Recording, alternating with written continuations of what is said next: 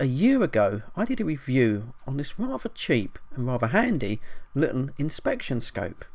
It allows you to see places that you couldn't normally see, and I found it really worked well. But the only problem with it is that you had to have it connected to a laptop to either do video or see live screen, and that isn't always that convenient. So in this video today we're going to be looking at this Wolf Eye-Spy inspection scope, which has a screen built into the handle, all in one unit. The scope itself comes in its own little toolbox, a bit like a electric drill, which I think is quite handy. It makes sure that everything's sort of kept quite neat. Also pleased to see, and I know I bang on about this, but English written instructions that were easy to sort of read, other than the normal sort of, you know, Chinese pidgin English that I always sort of moan about. But yeah, that's already got a thumbs up from Fred in the shed. There's a little bag of accessories, we'll get into that in a minute. And here's the scope itself, quite large, sort of fits in the hand there, as a 2.3 TFT LCD screen, which we'll be looking at as well. And then at the business end is just a multi-plug connector, and this is where the 1 meter length metal probe with the camera goes. Batteries wise, it runs on just normal AA batteries, so they're easy enough to find. They recommend sort of alkaline batteries, and they reckon a run time of just about sort of 2 hours, which should be plenty, because I don't imagine you'll be sort of using this for great lengths of time in one go. Moving on to the metal gooseneck with the camera itself, just 640 by 480, so only VGA resolution, but actually no, that should be enough for just sort of seeing the things you want to see with this. And yeah, it seems to be quite nicely made. It's quite sort of stiff. It seems to sort of hold itself in position. Also at the end there is a multi-plug connector. That's all metal, and that has a rubber sort of grommet sealing sort of ring. So it says it's going to be waterproof up to IP67 class. That should be totally waterproof, and I might test that when we start looking at the camera.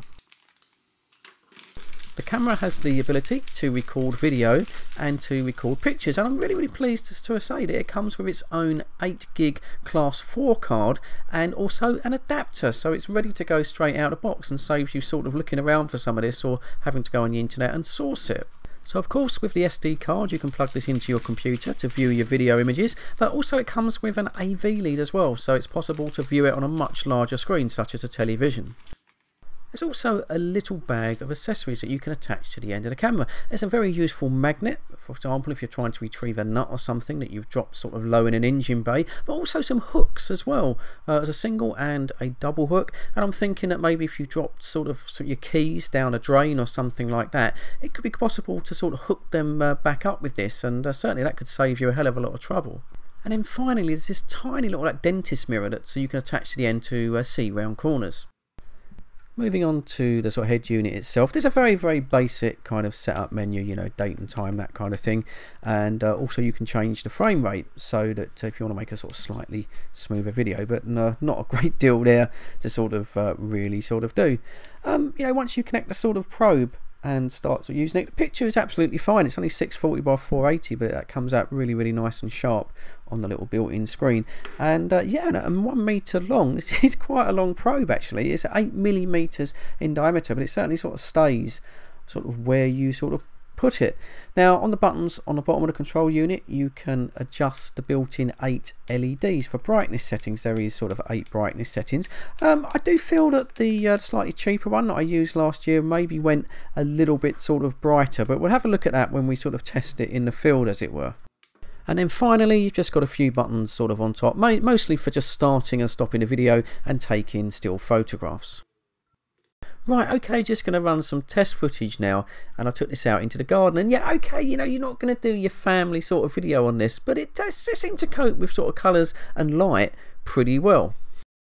Now, I've got this old sort of radiator that failed quite recently, quite dramatically. It sprung a leak. So I'm going to be interested to have a look inside this, because I predict there'd be quite a bit of rusting and corrosion.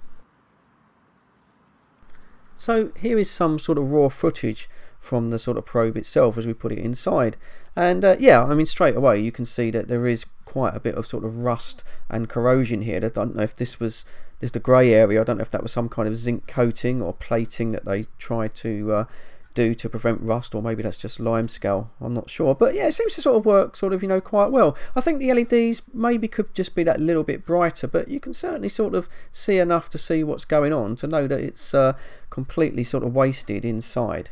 Now the camera does claim to be IP67 waterproof, so I thought I'd give that a test next, and what better way than just to shove it in my fish pond.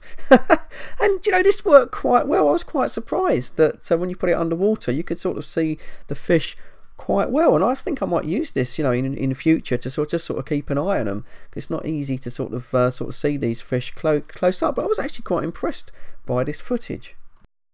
So I think, you know, that's it. It seems to work. Does what it says on the tin, and you know, the quality is really sort of quite nice. I mean, 640 by 480. Yeah, that is a bit low for sort of, you know, nowadays. But as I say, it is enough to sort of show you what you sort of need to sort of see.